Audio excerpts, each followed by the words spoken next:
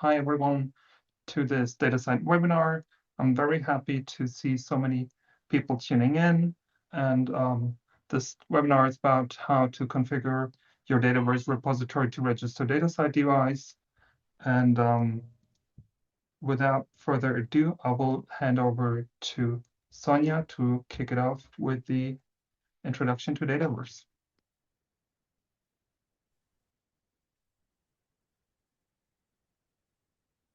Hello, everyone. Can everybody see everything okay? Looks perfect. Thank you. And thank you for the introduction, Paul. So we are going to talk about configuring the Dataverse repository to register DataCite DOIs. And we're going to start with an overview of the Dataverse project, and then move on to Mary and Gustavo. So the Dataverse project. So the purpose of the Dataverse project is that it's an open source platform to publish, cite, and archive research data. It's built to support multiple types of data users and multiple types of workflows. It is developed at the Institute for Quantitative Social Science, which is where I'm based and where Gustavo is based, and at Harvard University. And development is funded by IQSS and within Harvard. And we also get a lot of grants depending on the type of features, new interoperable tools, et cetera, that we would like to support for the community. It is highly supported by community effort. So we have the developers, we have a UX UI team, we have metadata specialists, we have the curation team, which I lead at IQSS, but we get a lot of community contributions. Most installations around the world, and I'll show you, I think there's about 147, have someone from their team that's contributing to building the Dataverse project tool, contributing to key features, contributing to curation, training, documentation, and materials, and basically working to support all types of research data in different environments and tools to interact with research data, and not just social science data. So, overview and key concepts of the project, right? What are the benefits? You get to install your own repository using the software to share and preserve data. And that is why we have 147 different communities around the world. Most of them are supporting their community of researchers in data sharing efforts.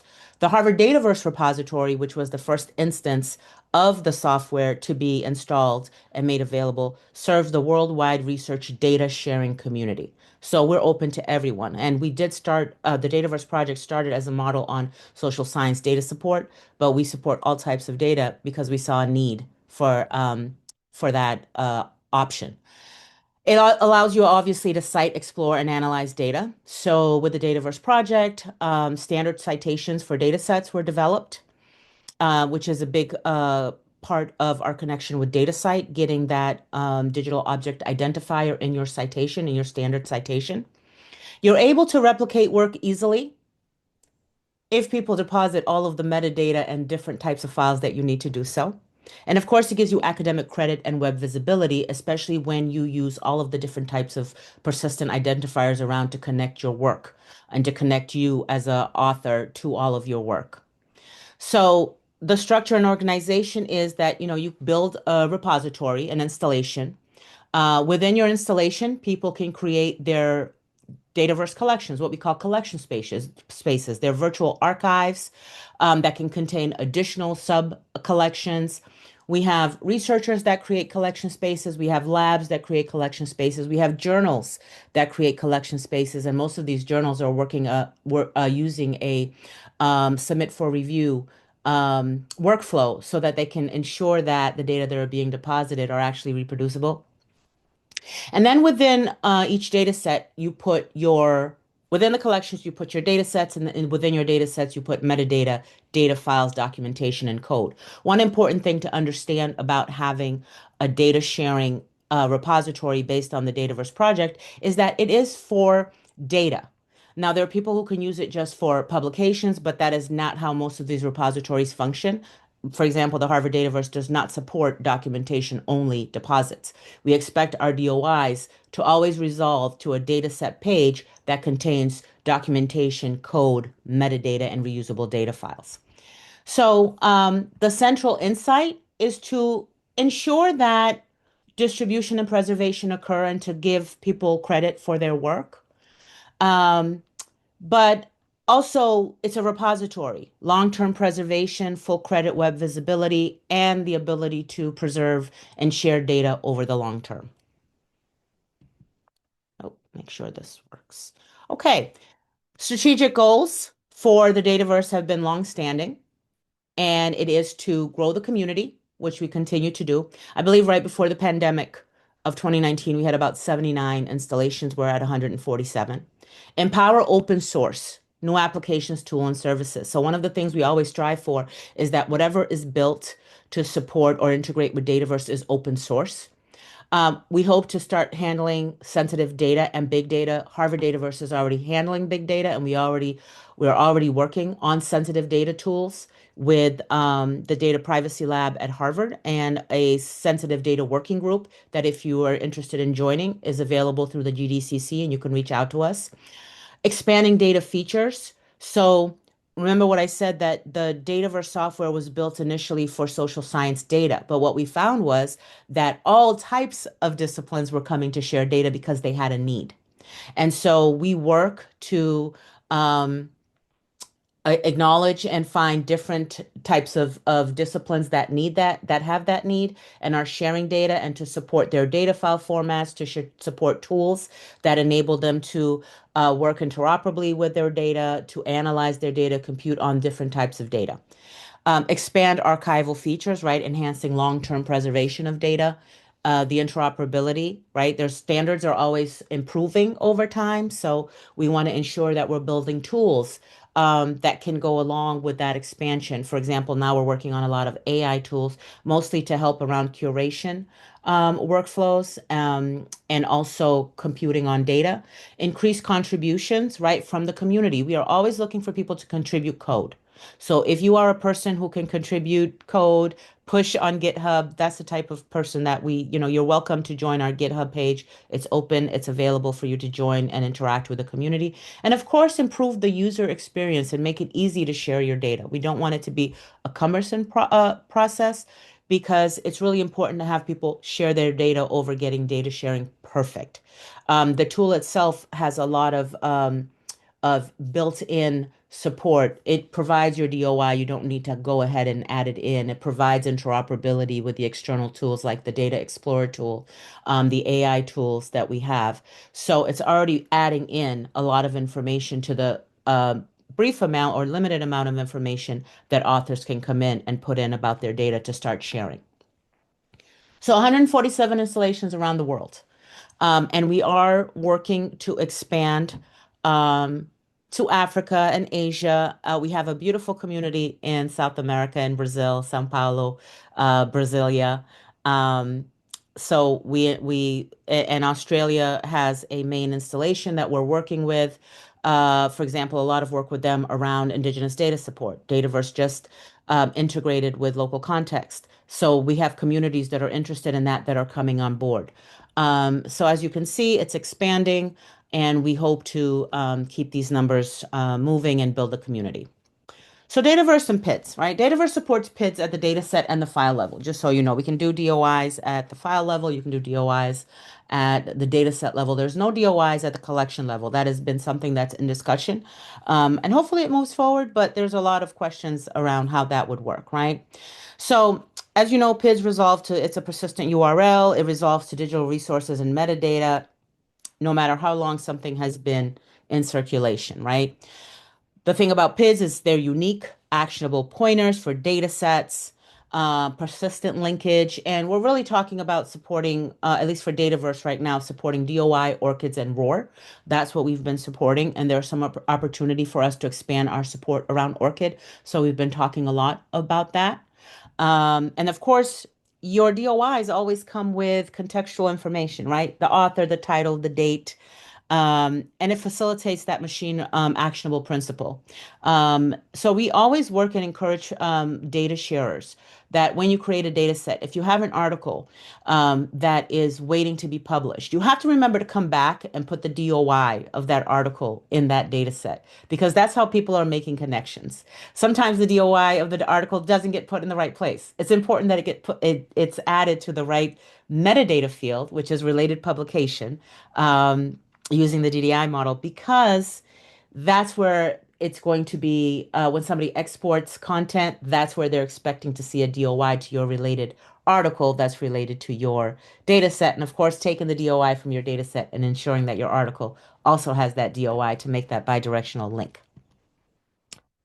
So the core PIDs that we've talked about again, DOIs, ORCIDs, and ROAR. ROAR, we just established that, I want to say maybe late last year through our National Institute of Health Generalist Repository Ecosystem Initiative. It was a big um, deliverable for the group to support ROAR. So that has been implemented and Harvard Dataverse is using it. And as we review content daily in the repository, in the Harvard Dataverse repository, it's really nice to see when people are taking advantage of adding ROAR to their identifiers in their author metadata. So Dataverse and DataCite, the connection. How did we get here? Way back in 2016, right? We used to use uh and now I'm forgetting what we used to use, but I have it somewhere because I used to talk about it all the time. But Handles? anyway, no handles and the easy, was it easy? Easy ID. Easy ID. Thank you. So in Dataverse 4.3, we decided to enable direct DOI minting via DataCite metadata store API. We had a lot of interaction, as you can see from here, with DataCite directors and DataCite team members. Um, and that's when we moved over to DataCite to start providing the support for digital object identifiers. Peking University had an installation at that time, and Fudan University also had an installation at that time, and we were working with them with their open source collaboration to make this transition. And just recently, we completed multiple institutions with their own DOI, DataCite DOI prefixes. I included the GitHub issue. If you'd like to look at that, this was something we initiated maybe 2, 3 years back after talking to, in particular, groups at Borealis. Borealis Dataverse installation supports about, I want to say 70 or 170 institutions. I want to say 70 something institutions. And they needed this support for these different DataCite DOI prefixes for each institution that they support with a collection in their consortium installation. So that's how that conversation came about, and that's how the support came about. All right, I'm not going to touch too much on metadata, but I'm going to touch on things that help with good metadata because it does involve your PIDs and your DOIs, right? Metadata that helps others find data. Clear title and abstract. To this day, I'm still getting data sets that are titled dataset, dataset for journal, my dataset. Those don't pass review and submission in the Harvard Dataverse repository. But we get a chance to interact with users and point them to best practices and say everything should be descriptive, right? Keywords and subjects. Subjects are required in the Dataverse, Harvard Dataverse repository. Keywords are not, but they're highly encouraged. And the author and affiliation. In the titles where you get your DOI, by the way, so it's important. And your author and affiliation is also important to tie you consistently to your projects. There are several ID options for adding to a metadata field, an ID metadata field when you're depositing in a Dataverse installation. And of course, your affiliation can come with the ROAR affiliation ID. So these are all important metadata to tie to your data because it helps discoverability and findability of your data. And if you want to get credit, it's also really important, right? And then, of course, metadata that helps others reuse data. License in terms of use. Your license determines what can be done with your data. Your license can inhibit how somebody can use your data or it can protect your subjects. You have to find the balance of what somebody can do with your data, but license and terms of use are always kind of required, right? Methodology, data dictionary, linked publication, and code. Linked publication means you're not just putting in the name, just writing out the name of the article, the citation. It also means that you should put in that permanent identifier that goes to that related publication and the related code, whether it's in GitHub or wherever it exists in another repository, you should be ensuring that you add that in. So metadata fields, look, DataCite, OpenAir, DDI, schema.org. These are all things that are working together to make your data sets findable when you deposit them into a Dataverse repository. All right.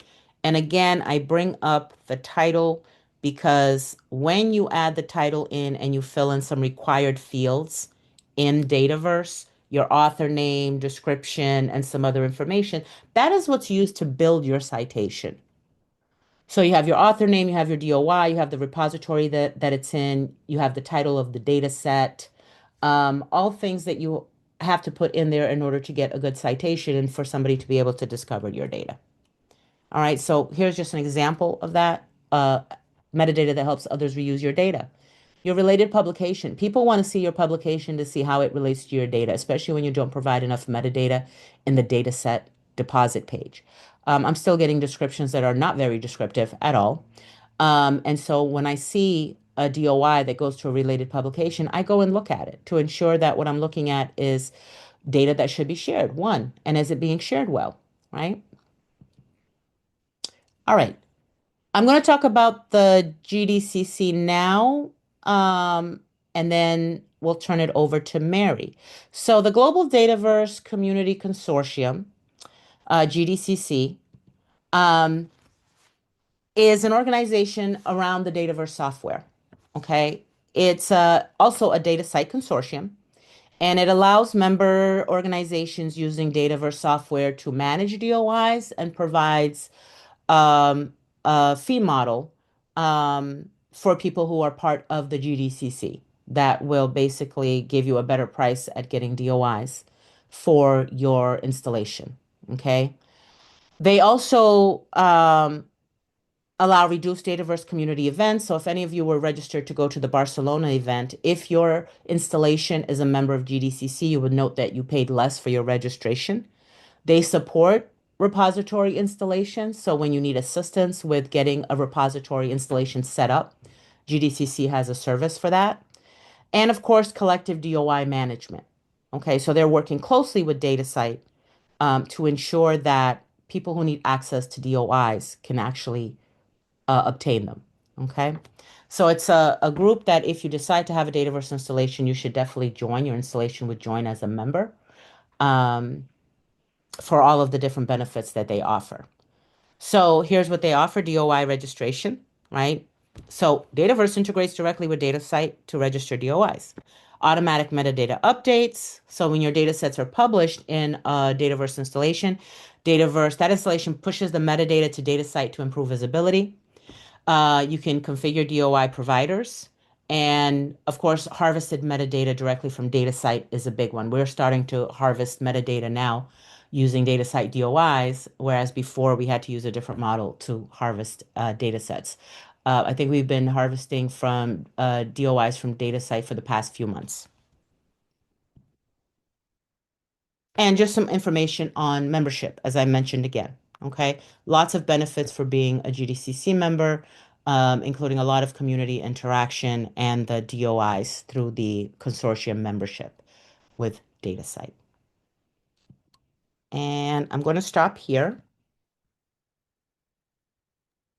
Thank you so much, Sonia. This was very insightful. I really like the part about the good metadata, the quality metadata, and I think also Mary has something to say about this. So Yeah. I only over touched to a little you. bit on that, but I did link to our full metadata presentation for that, but I didn't want to take too much time with that. Really nice. Thanks so much, Sonia. And please start sharing, Mary, your screen.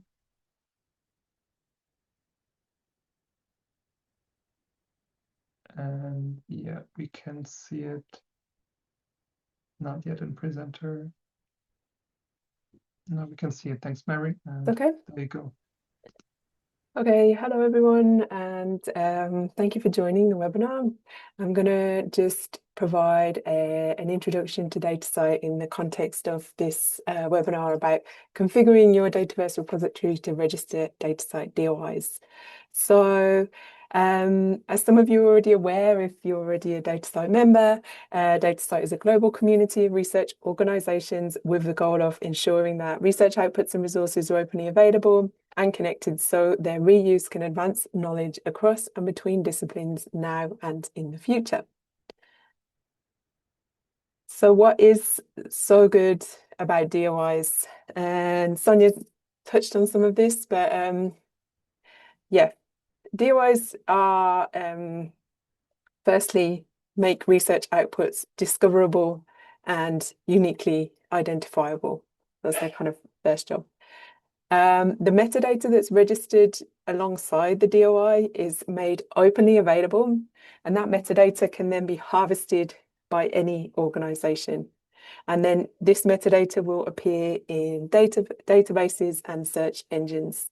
Alongside that, DataCite services make it easy to follow best practices and make research fair. Members are connected to a global community who are really passionate about this and share their experiences.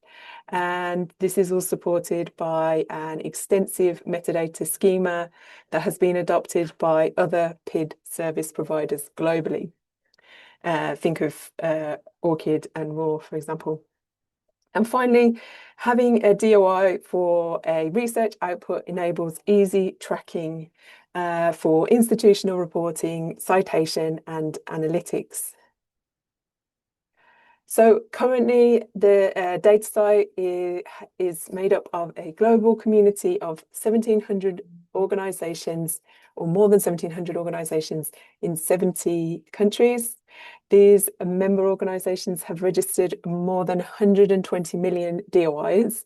And just this year alone, there have been more than 340 million resolutions. So the resolution being every time someone clicks on the DOI link.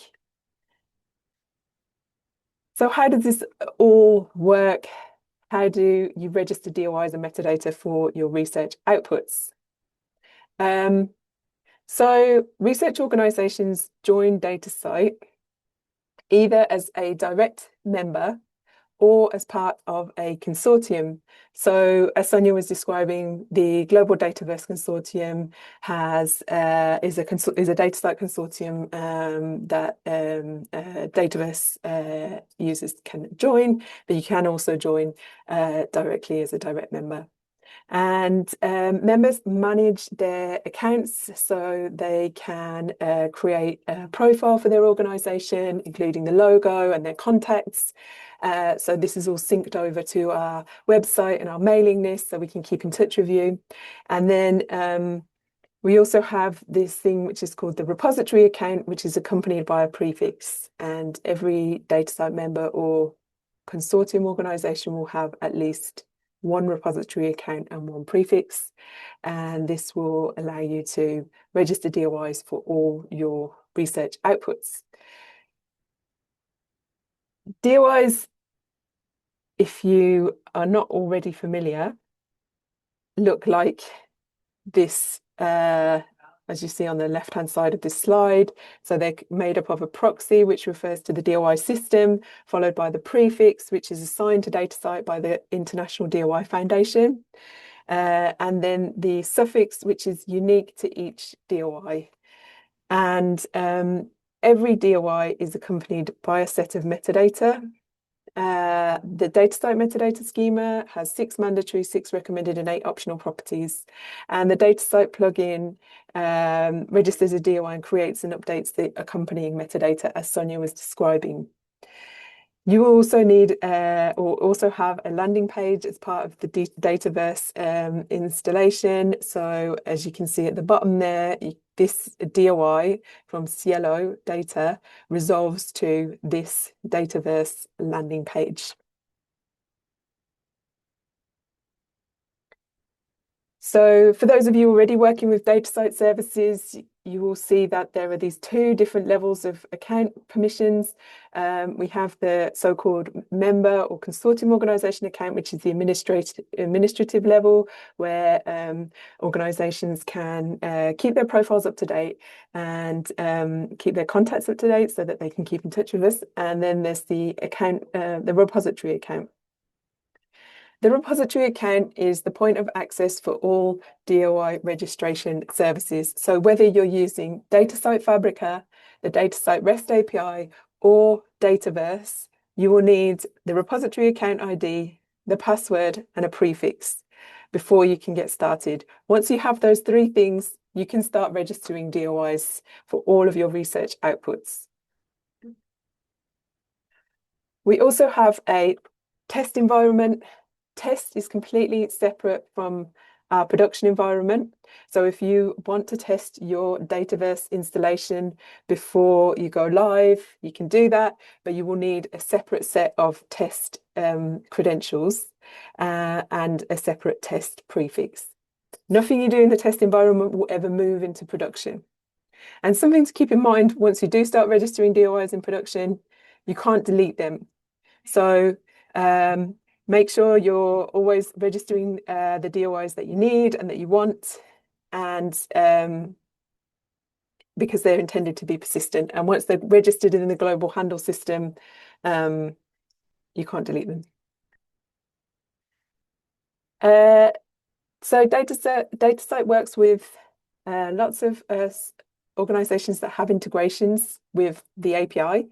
The DataCite API, and Dataverse is one of those organizations. Dataverse is part of DataCite's Registered Service Providers program, and that means that they meet certain requirements and follow best practices to ensure that the integration registers DOIs correctly and supports the creation of high quality metadata. If you are using Dataverse or you're planning to, there are a couple of things just from the DataCite side to be aware of that can generate errors. So if you use the wrong accounts, that's why I always emphasize this, is that there's these two different types of accounts. If you're not using a repository account, you will get an error. And if you use your test credentials in production or vice versa, you'll also get an error. And it's always really good to check things like spaces in the password and things like that. So briefly, just wanted to talk a little bit about DataCite metadata. So we have the DataCite metadata schema, which is a list of core metadata properties chosen for accurate and consistent identification of a wide range of resources and research outputs. The schema is developed by a group of volunteers called the Metadata Working Group, and they integrate community feedback and develop new versions of the schema. And the current version that we've released recently was 4.7. 4.7 included two new additions to the resource types, which were poster and presentation. And as you can see here, DOIs can be registered for a very wide range of research outputs. And here's a nicer visualization of that information showing the different resource types that DataCite members have assigned DOIs to. We've also just released these really exciting metadata dashboards. So if you are a DataCite member or part of a consortium and you're registering DOIs, you can already go and take a look at the dashboard and see your metadata quality and completeness. So it shows you for each metadata property how complete it is, and you can see where there's also gaps for your DOIs that you might want to enhance. So once you've created all of this amazing rich metadata, what happens to it? Well, it becomes discoverable, and that's why we always encourage you to make it, as good quality as possible. As Sonia was saying, giving context to your research outputs. So once you register a DOI and metadata with your Dataverse repository, all of the metadata goes into DataCite's metadata store and is indexed in the API and made publicly available with a CC0 license. That means anybody can harvest the whole metadata catalog. And so harvesters ingest this metadata into their search engines and online services, and it becomes discoverable. And here are some examples of the organizations we know are currently harvesting DataCite metadata, and you will probably recognize a few of them. And I just wanted to show you an example of DataCite Commons, which is DataCite's own service for exposing metadata, not only metadata, but also the organizational profiles, researcher profiles, and the repository profiles as well, and connecting them all together. So here you can see the University of Warsaw Research Data Repository, which uses Dataverse. Yeah, so this is what it would look like, your repository in DataCite Commons, and you can already go and have a look if you are a member and see if your repository is there or it will be there. All right, finally, DataCite membership and support. There are two models, as we've already seen a couple of times. You can join as a direct member or you can join as part of a consortium. In either scenario, you will have at least one repository. However, you can create as many repository accounts as you need to be able to register DOIs for all of the research outputs at your organization. So you're not limited to just registering DOIs for datasets. You can also register DOIs for many different resource types, including thesis, dissertations, and beyond. If you would like to get started, you can request a test account by sending us an email to our support channel, or you can already apply for membership using this form on our website. DataCite members have a dedicated support channel, and you can reach our team at this email address. And we also have lots of training, information, and documentation on our support site. And we're really excited to announce that we have recently updated DataCite's fee model, which means the pay per DOI model no longer exists. And we'd like to invite you to come and find out more at the upcoming webinar, DataCite Membership Essentials, on the 7th of May. Thank you for listening, everybody. And I will hand over to Paul. Thanks so much, Mary. This was also very insightful in terms of metadata quality and completeness, and to have now the best of both worlds together. The floor is to Gustavo, who will talk about how Dataverse and DataCite work together. We can see your screen. And yeah, okay, there you go. Yeah, so now I'll go into the details of how Dataverse actually interacts with DataCite on the technical level. We'll start off with, and thank you for the question, because this is exactly the first section, is how do you actually set up DataCite DOIs in Dataverse?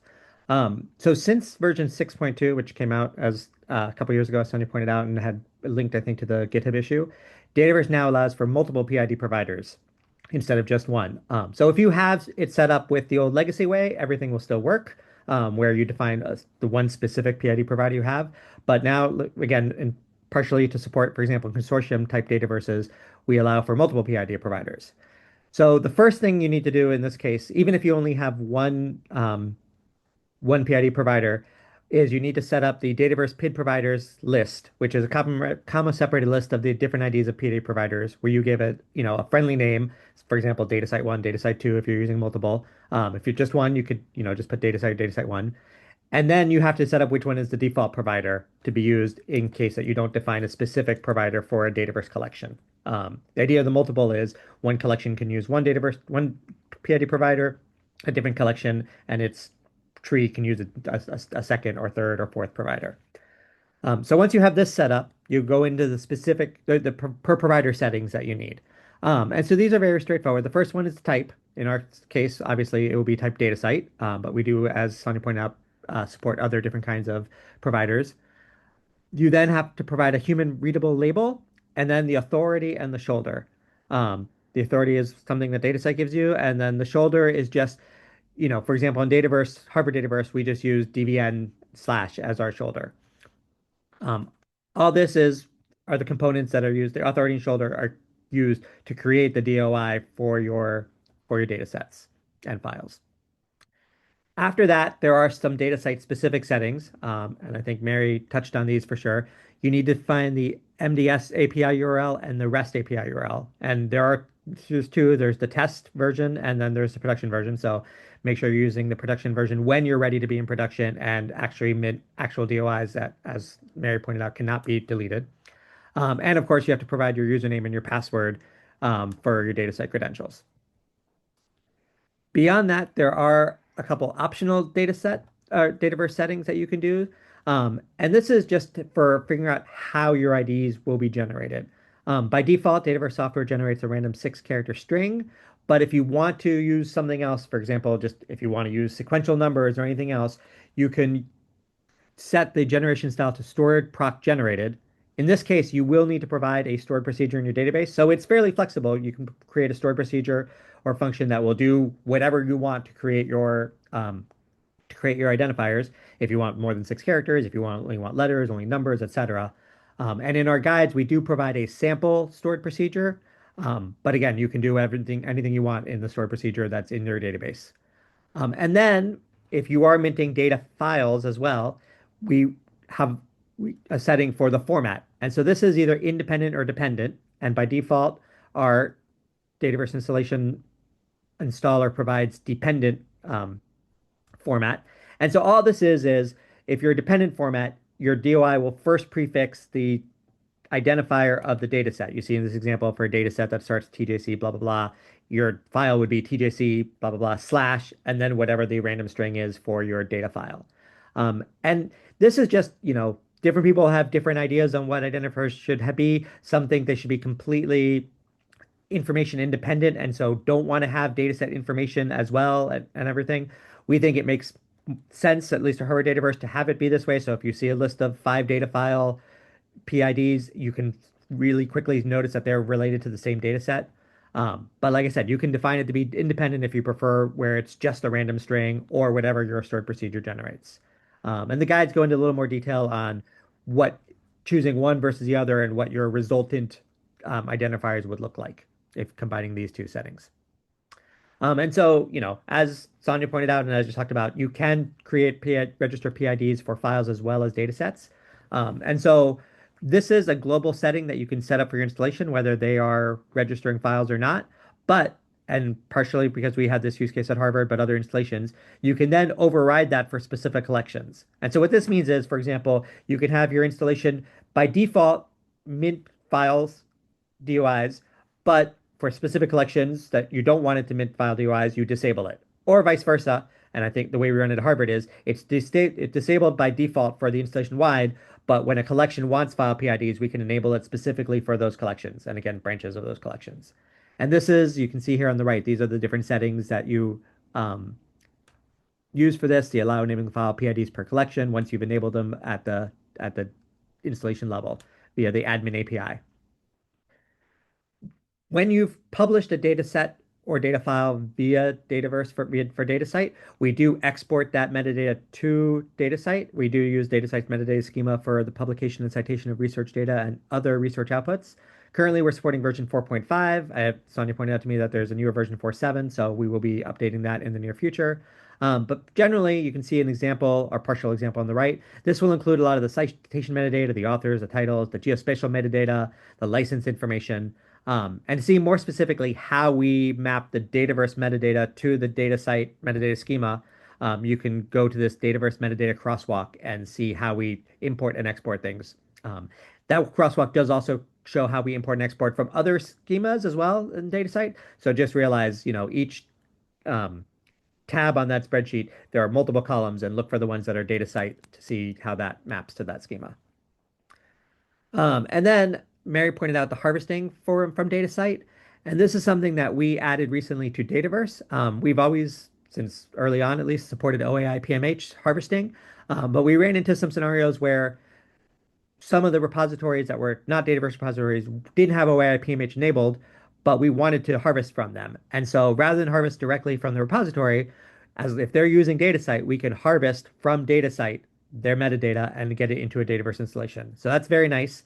And the way the implementation works, it involves this concept of dynamic set. So it actually makes it really flexible because in one use case, for example, one group had some data sets on one repository and other data sets on a second repository and a third repository, but we could create one dynamic set at DataCite to get all the different data sets and harvest it as one set from DataCite, even though it came from separate repositories. There's a link there at the bottom in the guides that shows how you can set this up for harvesting from within a Dataverse from DataCite. Um, and that's pretty much it that I have. This is just a general slide about the collaboration. We have it with IQSS and with Hewitt and the GDCC. We do have lots of information in the guides on how to do this. So I'll put a link in the chat about that. And yeah, I think that's it for my slides.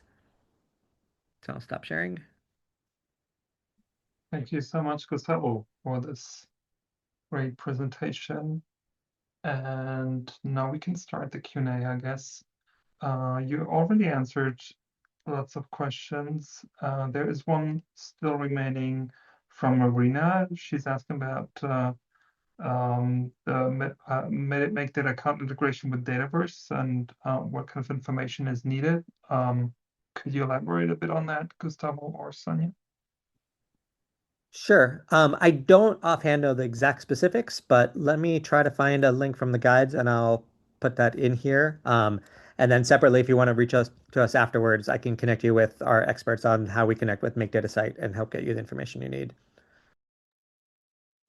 Yeah, Sure. we're working, we actually did some work with NIH and Gray on the Make Data Count, the National Institute of Health Generalist Repository Ecosystem Initiative. So we've made progress on that. Right now, getting some of these metrics requires an API use, but we're continuing to discuss how we like to display the metrics on the actual, for example, in the Harvard Dataverse repository. We're trying to determine how or which metrics we want to display at the data set level. I know there's some issues that still need to be resolved around that. Mary and Paul, I don't know if you're aware of those, but there were some limitations about how that we can get that full integration that we wanted with Make Data Count. Yeah, at the moment, I'm not really aware of those limitations, but we can certainly paste some additional Yeah. links in the chat that would help you. And Gustavo added another link, but I'm going to try to find the Make Data Count GitHub issue. Is that in the PM Dataverse? Probably. Let me just check the link you shared. I just wanted to add No, as you well, sent that, yeah. from the DataCite side, including the related identifier to the journal article, as you said, Sonia, is enough for that to be part of the Make Data Count body of citations. So just wanted to say that, if you're contributing metadata, you can create those citations for your research outputs by adding the related identifier property, which is now possible in Dataverse, if I'm not mistaken. Mm-hmm. Okay. Let me see, this one is still open. Just trying to find the right ticket. Yeah, let's see. So this is the overall, and I hope people can get this. Sometimes I can't always tell if the repository that I'm sharing from GitHub is, I'm going to put this in the chat. You should be able to get to that issue. You can let me know if you can't, and I'll try to pull it out from the project board. But this is all talking about the Make Data Count and the DataCite MDC tracker with Dataverse, and where we are with the status of that connection with Dataverse.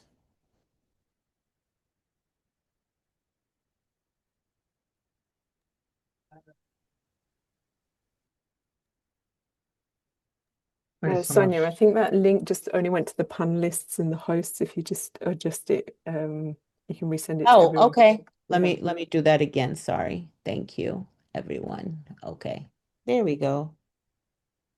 Oh, I'm realizing the links I sent were only to panelists and hosts Right. as well. So let me go ahead and resend those in the chat. Thank But you, that Joel. is that the link also just goes to the documentation, the one that you provided. I Yeah. sent the link directly to the GitHub issue that's tracking all the make data count um, issues that we have open in GitHub right now. Yeah, and you also there was one question in the chat that I'm not able to see any longer, so feel free to continue and posting chats in using the Q&A tool.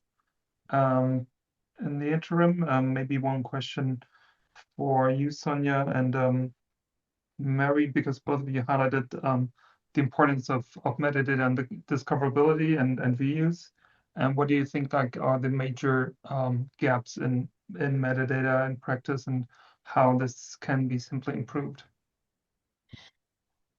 I mean, I can take that first. So, one of the things we have a post and pre-publishing workflow on the Harvard Dataverse repository. And I also manage the Murray Research Archive where we're the ones that actually add all the metadata.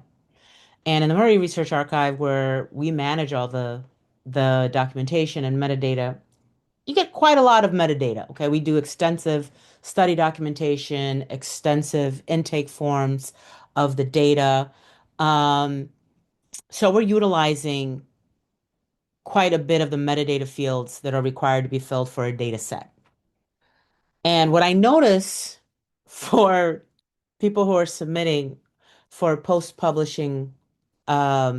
post-publishing and oftentimes the pre-publishing review, they're only filling in the required fields and they give very minimal information. For example, we're at the point where I'm asking for character limitations in the description field because people are saying, this is data for my study. That's it. And like, no, how about we get the full abstract? Maybe if you have an article, just put the whole abstract in there and tell us what files you're sharing, right? As somebody who's reviewing data, that's important for me to see that, understanding your study, understanding the files that are there, because if I can't make a connection and understand that that's real data that you're sharing, um, I might send that data set back to you and say, I don't have sufficient information to review this data set. Very limited use of keywords. We're trying not to require keywords. The more you require from people, the less time they're actually spending trying to share a data set, then they're running into problems. But at the same time, if you don't provide enough information, your data are not really usable. They're not reusable.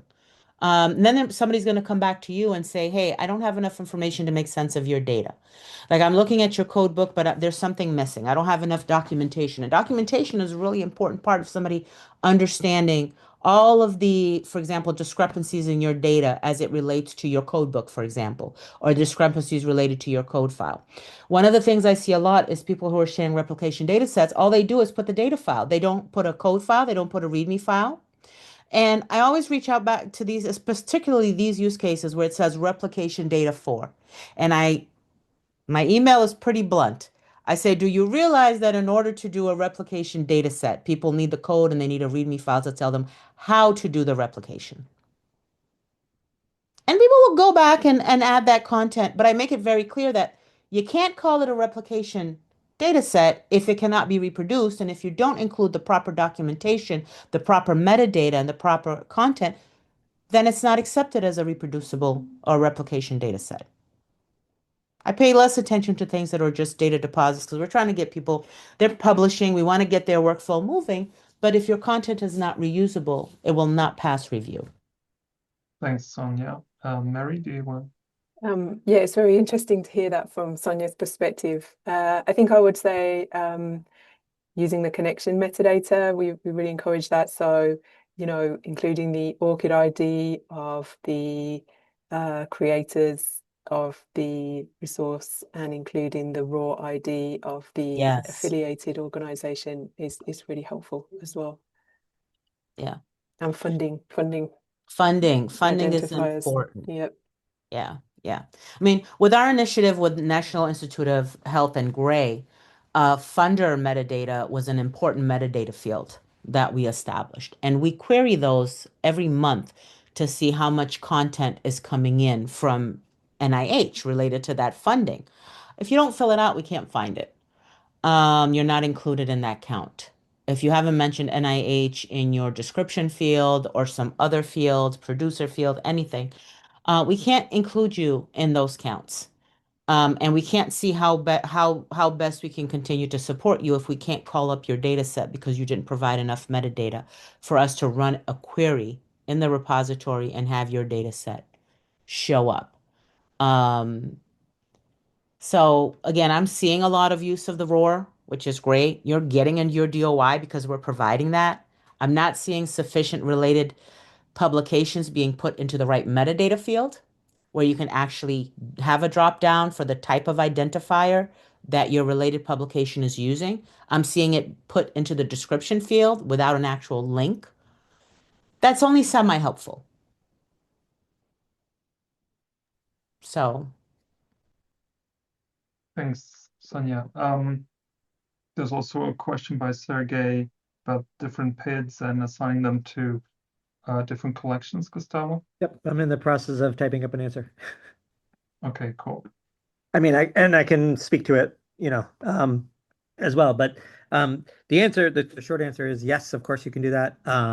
This is where we talked about on my first slide about having a list of different providers, and so you would have more than one with different names, and then after that, one second, hit send. Okay, the answer should be now in the Q&A. But then you'd have a second set or an nth set as you add more providers of all the other settings, the per provider and data site specific settings, where in the slides you see an asterisk and in the guides you see an asterisk, but you replace that with the name from the list. And so, for example, you might have Dataverse PID DataCite 1.authority and DataCite PID DataCite 2.authority, where you had in that list DataCite 1 and DataCite 2. And again, it doesn't have to be just DataCite. We have use cases of some installations which want to use DataCite for some of their data sets, but then also use Handle for others of their data sets and things like that. Thanks, Gustavo. There's another one coming up for you from Roberto.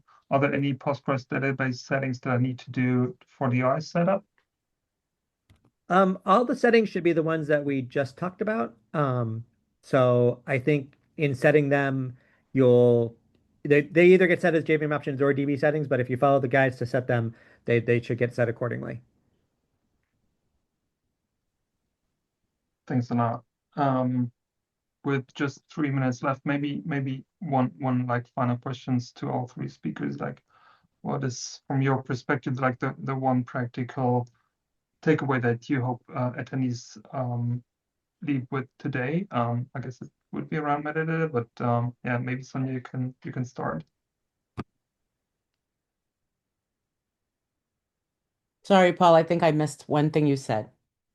Yeah, what kind of takeaway do you think would attendees, yeah, would you give? Oh my goodness, yeah. So the when sharing a data set, not just Dataverse, but all the generalist repositories are providing you a template. Enter as much information as you can always. We know that, most data depositors themselves are interested. I don't know how many data depositors we have here. We might have some repository managers that are dealing with the same thing I'm doing, and I know we have people here who are interested in having an installation. If you need to make fields required, make them required.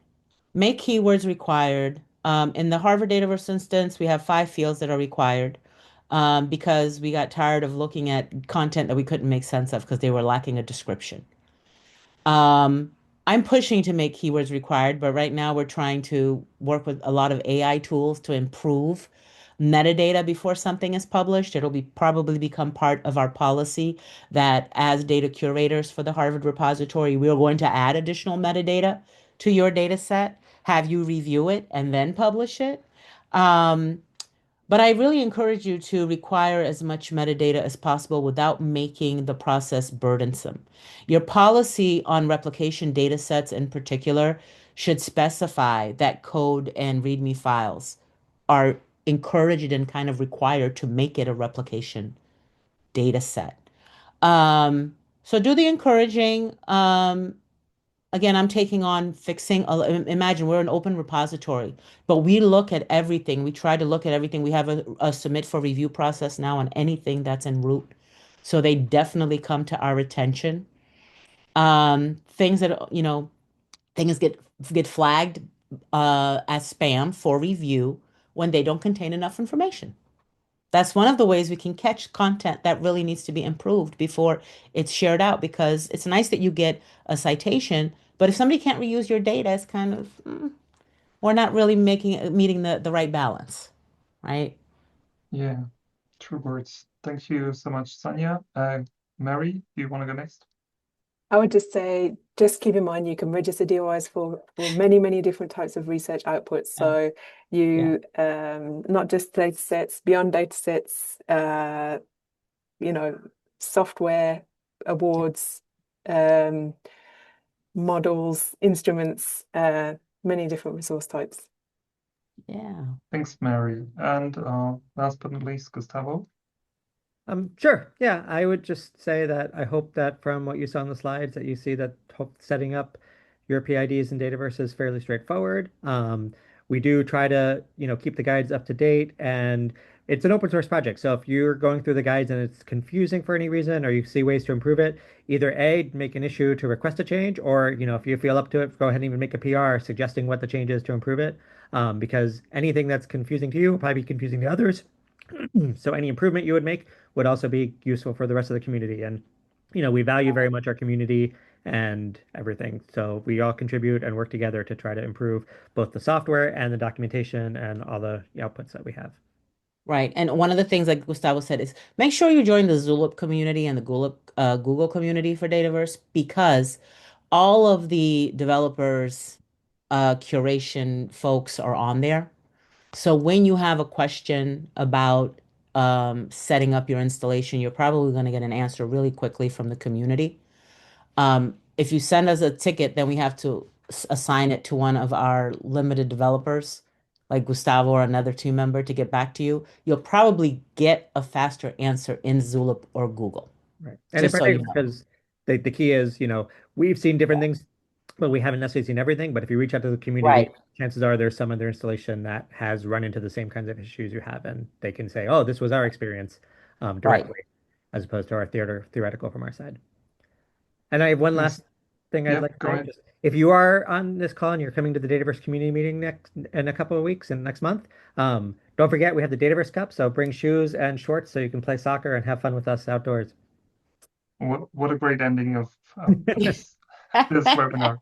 Really nice. It was great having you, all of you. And yeah, thanks so much for tuning in. And please remember Thank you. to participate in the follow-up survey and see at some other DataCite events or Dataverse events in the future. Yeah. Thanks so Take much, care. everyone. Thank you. Bye. Bye bye.